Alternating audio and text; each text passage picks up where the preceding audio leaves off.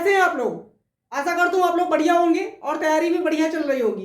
स्वागत है आपका एक बार फिर से आपके अपने यूट्यूब चैनल एस्पिरेंट्स राइजर पे। और अब हम जुड़ गए नए सेशन में, जिसमें हम लोग प्रैक्टिस करेंगे उत्तर प्रदेश पुलिस कांस्टेबल और एसएससी जीडी एग्जामिनेशन के लिए मैथ सेक्शन की, जिसमें मैं एक्सपेक्टेड क्वेश्चन की सीरीज करवा रहा हूँ जो है आने वाली Uttar Pradesh police constable exam 17 और 18 तारीख को है, और एसएससी जीडी एग्जाम जो आई थिंक 24 फेब से स्टार्ट है, तो उसमें काफी हेल्पफुल होगा और लेवल बहुत बढ़िया चल रहा है। ठीक है, क्वेश्चन जो है बहुत अच्छे लेवल के हैं, एग्जाम लेवल के, बहुत डिफिकल्ट भी नहीं है और बहुत ही लो लेवल के भी नहीं है। तो एक्सपेक्टेड क्वेश्चन है तो इनको जरूर एंजॉय कीजिए। तो एंजॉय करना जरूरी है, तभी आपको समझ में आएगा और आप अच्छे से एग्जाम में परफॉर्म कर पाएंगे। सो आइए स्टार्ट करते हैं। तो पहला क्वेश्चन देखिए, सिंप्लीफिकेशन का है और ये जो है सीआईएसएफ में आया हुआ क्वेश्चन है। मैंने आपको कल बताया था मैं कुछ क्वेश्चन सीआईएसएफ और दिल्ली पुलिस के जो है वो करवाने वाला हूँ, तो ये सीआईएसएफ में आया हुआ क्वेश्चन है। ठीक है, तो इसको बेसिक से कैसे करेंगे? बेसिक से नहीं करेंगे, क्योंकि बेसिक से करेंगे बहुत टाइम लगेगा। शॉर्टकट आप लोगों ने देखा होगा, बहुत सारे लोग इसको करवा चुके हैं, तो मैं भी और जो है वही मेथड यूज करते हैं, शॉर्ट जल्दी से बन जाता है। देखिए क्या करना है, यहां से सॉल्व करना स्टार्ट कीजिए। तो पहले क्या लिखिए, पहले लिखिए 2 और 3। ठीक है, अब कितने बार 1 लिखा है? 1 2 3 4, तो 4 बार यहाँ पे क्या करेंगे, डॉट लगा लीजिए। ये डॉट नहीं है, बेसिकली यहाँ पे क्या होता है, ये 1 आ जाता है। ठीक है, ये जितने बार 1 लिखा है वो 1 लिख लीजिए। तो होगा क्या, देखिए मैं बेसिक बता देता हूं क्या होता है। 3 को 1 से मल्टीप्लाई करेंगे, फिर ये 2 ऐड करेंगे पहले वाला नंबर, तो 3 बन जाए 3 + 2 5, तो यहाँ पे लिख दिया 5। ठीक है, अब क्या करेंगे, 5 को 1 से मल्टीप्लाई करेंगे, 5 बन जाए 5 3 8, तो यहाँ पे आ जाएगा 8। ठीक है, सेम प्रोसेस, 8 को 1 से मल्टीप्लाई करेंगे और 5 ऐड करेंगे, 8 5 13, तो आ गया 13। फिर से सेम प्रोसेस, 13 बन जाए 13 और 8 21, तो यहाँ आ गया 21। तो अब क्या करना है, ये जो लास्ट में आया वो हो गया हमारा न्यूमरेटर, और जो बाद में ये वाला बचेगा ये हो जाएगा डिनोमिनेटर। तो इस क्वेश्चन का राइट आंसर हो गया 21/13। That means option number A is the right answer. Solution देख लीजिए आप लोग एक बार। ठीक है, तो आई होप बेसिक क्लियर होगा, है ना। करते क्या है, बहुत सारे लोगों ने शॉर्टकट तरीके से वो डॉट डॉट लगा के समझा दिया है। तो डॉट का मतलब होता है 1, यानी मल्टीप्लाई करना होता है। ठीक है, सो अब हम चलेंगे नेक्स्ट क्वेश्चन की तरफ, और अब हम देखेंगे एक दो सिंप्लीफिकेशन के क्वेश्चन और देखेंगे, फिर अर्थमेटिक की तरफ चलेंगे। तो आइए देखते हैं। सो अगला क्वेश्चन देखिए एक और सिंप्लीफिकेशन का क्वेश्चन है। क्या दे रखा है, √5 मल्टीप्लाई √4 डिवाइड √10 प्लस 2 √2। ठीक है, तो ये भी सिंप्लीफिकेशन का क्वेश्चन है और ये भी एग्जाम में आया हुआ क्वेश्चन दिल्ली पुलिस में। ठीक है, दिल्ली पुलिस का क्वेश्चन है। तो अब देखिए क्या करेंगे, हम जानते हैं कि रूट में जब 2 नंबर दिए हो तो उनको मल्टीप्लाई कर सकते हैं। तो क्या मैं इसको ऐसे लिख सकता हूं 5√4। अब वो कोई प्रॉब्लम होगी नहीं, ठीक है चलेगा। फिर यहां देखिए, अब ये वाला पूरा पोर्शन नीचे आ जाएगा, ये वाला पूरा पोर्शन कहां जाएगा, यहां पे। कोई दिक्कत नहीं होनी चाहिए। और इसमें क्या हमें ऐड करना है, 2√2। ठीक है, तो आप यहां देखिए अगर, तो मैं इसको ऐसे भी लिख सकता हूं 5 4 जा 20 और 20/10, ये सारा रूट के अंदर आ जाएगा, प्लस 2√2। ठीक है, तो अगर आप देखें तो ये 0 0 तो कट जाएगा, तो यहां पे हम कह सकते हैं कि कितना आएगा, √2 आ जाएगा, और प्लस इसमें 2√2 जब हम ऐड करेंगे तो ये कितना हो जाएगा।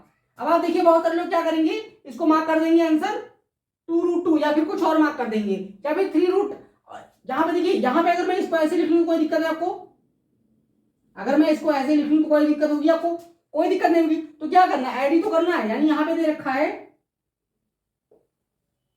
ये दे रखा है, तो 1 और 2 कितना हो जाएगा, 3 हो जाएगा, और √2 इसका ये आ जाएगा।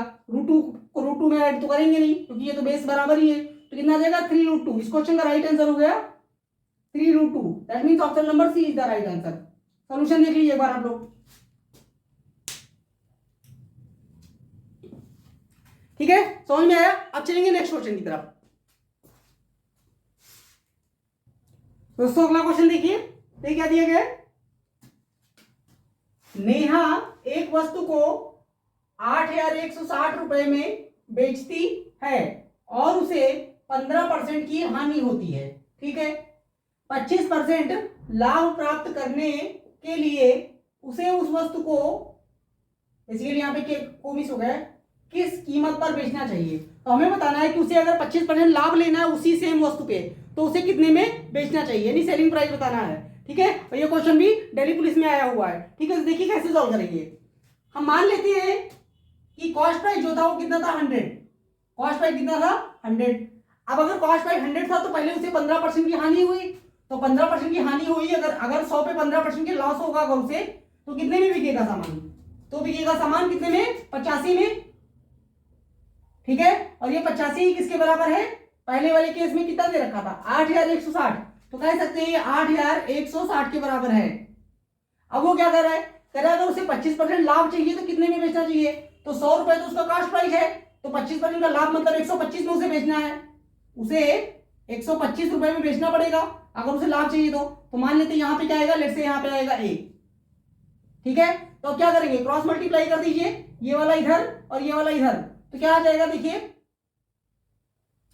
85 into A is equal to 8160 upon, basically multiply होगा तो ये 125 से मल्टीप्लाई हो जाएगा 125, ठीक है। तो यहां से ए का मान क्या आ जाएगा, A is equal to 8160 multiply 125 upon 85, 5 से काट दीजिए 25 बार में कट जाएगा, और 5 से ये काटेंगे तो 17 बार में कट जाएगा, ठीक है। ये 17 से कटना चाहिए क्योंकि 17 प्राइम नंबर देखते हैं, 17 17 17 से कट गया 4 बार में, 4 बार में कितना आता है 68, 13 बचेगा 136 हो जाएगा, 17 इंटू 8 होता है 136, तो ये 8 बार में जीरो यहाँ लग जाएगा, तो क्या बच गया 480 मल्टीप्लाई 25, ठीक है।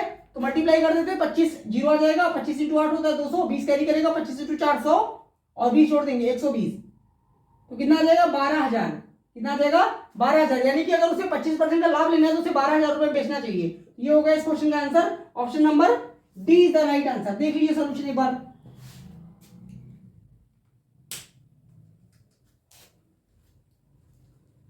सो आई होप समझ में आ रहा होगा, क्लियर है। तो अब चलते हैं नेक्स्ट क्वेश्चन की तरफ। दोस्तों अगला क्वेश्चन देखिए, ये क्या दिया गया है, 12 औरतें एक काम को 5 दिनों में कर सकती हैं, जबकि 3 औरतें और 9 बच्चे मिलकर उसी काम को 10 दिनों में कर सकते हैं, ठीक है। तो 36 बच्चे उसी काम को कितने दिनों में करेंगे, तो हमें बताना है कि जब अकेले 36 बच्चे काम करेंगे तो काम कितने दिन में हो जाएगा। तो ये टाइम एंड वर्क कह सकते हैं, टाइम एंड वर्क का क्वेश्चन है ना, कार्य और समय वाले का। तो देखिए बड़ी आसानी से बताता हूं मैं आपको, बहुत इजी वे में। देखिए 12 अगर वुमेन काम करती हैं, औरतों को मैं डब्ल्यू से लिखूंगा, तो कितना टाइम लगता है, 5 दिन में पूरा काम हो जाता है। और मान लेते हैं कि एक वुमेन की कैपेसिटी कितनी है डब्ल्यू, तो 12 इंटू डब्ल्यू इंटू 5, ठीक है। तो ये हो गया टोटल काम, ठीक है। आगे देखिए अब क्या होता है, औरतें कितनी बची 3, तो 3 डब्ल्यू प्लस 9 बच्चे आ गए इनके साथ में, बच्चे कितने आ गए 9, तो मैं बच्चों को सी से लिख देता हूं 9 चाइल्ड, तो काम कितने दिन में हो जाएगा, काम कितने दिन में हो जाएगा 10 दिन में हो जाएगा। तो अब हम कह सकते हैं कि वुमेन की कैपेसिटी, तो यानी कि औरतों की कैपेसिटी हमने डब्ल्यू माना था और चाइल्ड की हमने सी मान लिया, तो यानी टोटल कह सकते हैं टोटल पर्सन, टोटल कैपेसिटी गुणे टाइम, तो ये होगा टोटल वर्क, टोटल वर्क ये भी है। तो इसको एक बार सॉल्व करते हैं थोड़ा सा। देखिए काट दीजिए पहले, तो 5 से कट जाएगा एक बार में, 5 से कट गया 2 बार में, तो अब क्या होगा, ये 12 डब्ल्यू आ जाएगा, और यहां पे क्या आएगा 2 से अंदर मल्टीप्लाई होगा, 2 ताई 6 डब्ल्यू प्लस 2 9 18, 18 सी, तो डब्ल्यू को इधर भेज दीजिए तो कितना आएगा 6 डब्ल्यू इज इक्वल टू 18 सी, ठीक है। तो हम कह सकते हैं कट जाएगा ये 3 बार में, तो यानी वुमेन की कैपेसिटी जो हमने डब्ल्यू माना था वो 3 आ चुकी है, और चाइल्ड की कैपेसिटी क्या आ जाएगी 1, ठीक है। तो अब टोटल काम हम निकाल पाएंगे। देखिए यहाँ पे वुमेन की कैपेसिटी 3 आ गई, तो 12 वुमेन की कैपेसिटी 3 और टाइम लग रहा है 5 घंटे, तो ये हो गया कुल वर्क, कुल काम हो गया। और काम किससे करवाना है, 36 बच्चों से। 36 बच्चों, एक बच्चे की कैपेसिटी कितनी है 1 यूनिट, तो 1 से मल्टीप्लाई कर दीजिए, बस इसको सॉल्व करेंगे आंसर रेट की। तो देखिए 12 से एक बार में कट गया, 12 से 3 बार में कट गया, और 3 से ये 3 कट गया, तो आंसर कितना आ गया 5 दिन में। यानी 36 बच्चे अगर काम करेंगे तो कितने दिन में पूरा काम हो जाएगा 5 दिन में। That means option number C is the right answer. देख लीजिए सोल्यूशन एक बार।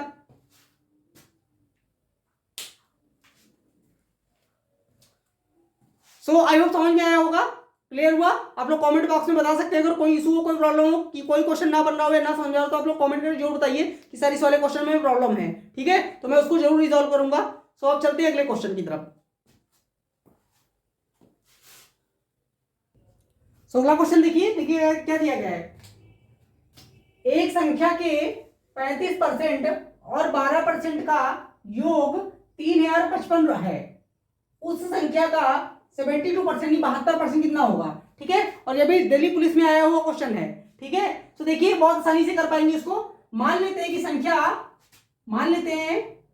संख्या कितनी थी? परसेंटेज का क्वेश्चन होता तो हम क्या मानते हैं? संख्या को 100 मान लेते हैं। माना संख्या 100x है, x मान लेते हैं 100x ताकि आसानी है। तो इसका 35% कितना होगा? इसका 35% कितना होगा? 35x। ठीक है और इसी संख्या का 12% कितना होगा? 12x। तो हमें कह रहा है इन दोनों का योग कितना होगा? 47x। और जो दे रखा है, कितना दे रखा है? 3055। ठीक है, तो हमें क्या निकालना है? हमें निकालना है इसी सेम संख्या का 72%।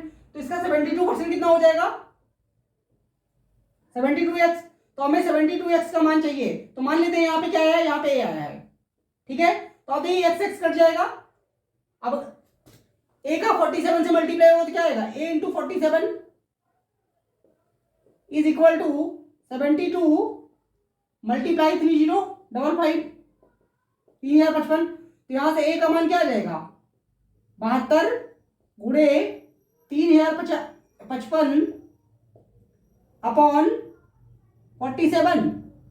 हम जानते हैं 47 एक प्राइम नंबर होता है। 47 एक प्राइम नंबर होता है, तो ये जो है डायरेक्ट ही कैंसिल करना पड़ेगा। तो देखते हैं कितने बार में कटता है। 47 से काटिए इसको एक बार में। 47 से कटेगा कितने? अगर ये 50 होता तो 6 बार में आता तो 6 बार में ही जाएगा। तो 47 इंटू 6 कितना हो जाएगा? 50 इंटू 6 300 और 3 इंटू 6 18। तो 18 घटाइए 300 तो 282 हो जाएगा। 282 यहां से घटाएंगे तो कितना बचेगा? 282 यहां से घटाएंगे तो कितना बचेगा? 23 बचेगा। 18 5 23। ठीक है, और उसमें 5 और यहाँ ऐड कर दीजिए तो 235 हो गया। तो 47 5 में का 5 बार, मतलब लास्ट में 5 कब आएगा? 5 बार में। तो हम कह सकते हैं 65 बार में कट जाएगा। ठीक है, ये 3055 47 से 65 बार में कट जाएगा। तो हमारे पास क्या अब हमें क्या करना पड़ेगा? 72 गुणे 65। तो क्या आएगा? 72 गुणे 65 जब हम करेंगे तो हमें 72% मिल जाएगा। तो देखिए इसको कैसे मल्टीप्लाई, 5 निकाल के इसको दिए 72 को तो हो जाएगा 360। अब यहाँ कितना बचेगा? 13। तो 13 0 0 13 6 78 के 8 हासिल 7 13 इंटू 3 39 39 से 7 कितना होता है? 46। तो 4680 इस क्वेश्चन का आंसर आएगा। That means option number C is the right answer. Solution देख लीजिए एक बार आप लोग।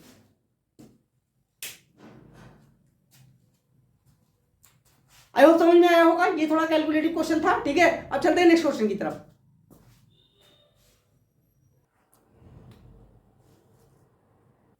तो दोस्तों अगला क्वेश्चन देखिए, ये क्या दिया गया है? 4/9 7/12 3/7 12/17 1/2 को अवरोही क्रम में लगाने पर तीसरी सबसे बड़ी कौन सी होगी? तो बेसिकली कह रहा है इसको अवरोही क्रम में लगा दीजिए और बताइए तीसरा सबसे बड़ा कौन सा है। ठीक है, तो आसानी से कर पाएंगे, कुछ भी नहीं है इसमें।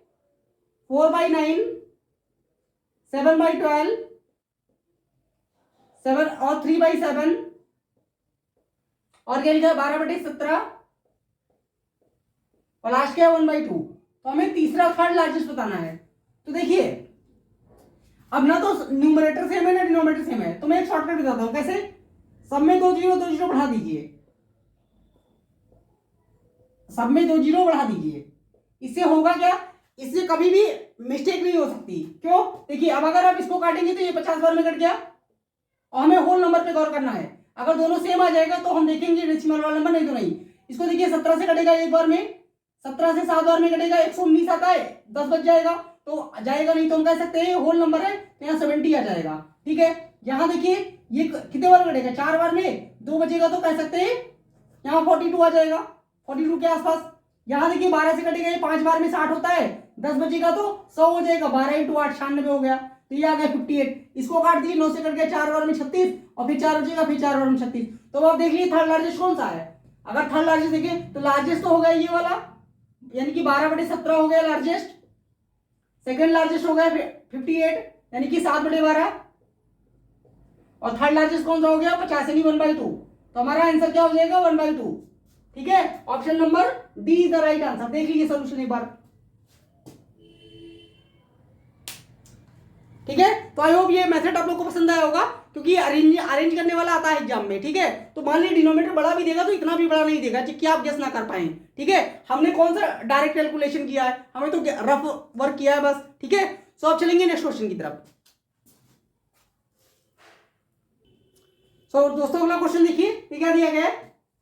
3 अंकों की दो संख्याएं ज्ञात कीजिए जिनका एलसीएम 6188 यानी लासापा दे रखा है 6188 तथा एचसीएफ हाईएस्ट कॉमन फैक्टर जिसको बोलते हैं, यानी कि महत्तम समापवर्तक, वो 68 है।